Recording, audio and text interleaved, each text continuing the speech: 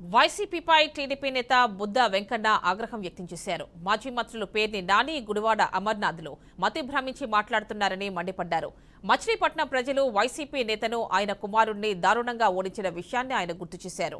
వీరిని ప్రజలు చీకొట్టిన చంద్రబాబుపై మళ్లీ విమర్శలు చేయడం సిగ్గుచేటన్నారు. జగన్ 5 అడుగుల త్రాచుపామని తీవ్ర వ్యాఖ్యలు చేశారు. ఆంధ్రప్రదేశ్ అంటే అన్నపూర్ణ.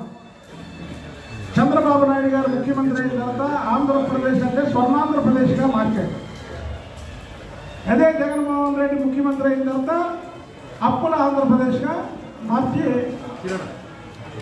ఇవాళ ఈ రాష్ట్రంలో అప్పులు తప్ప ఏమీ లేవు. పేరు నాని నువ్వేమంటావు? చంద్రబాబు గారిని 6 అడుగులు అబద్ధం అంటావా? 6 అడుగుల నిజాయితీ గల నిలువుటకు చంద్రబాబు నాయుడు, 5 అడుగుల కాపుబాబు జగన్మోహన్ రెడ్డి.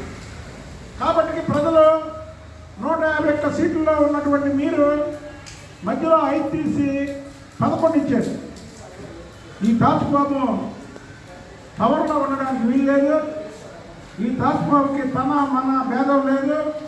ఎవరిని పడితే వాళ్ళని కాటేస్తుందని తాచుబాబుని రాజకీయాల్లోంచి తరిమి కొట్టడానికి మీకు ఆ నెంబర్ ఇచ్చారు.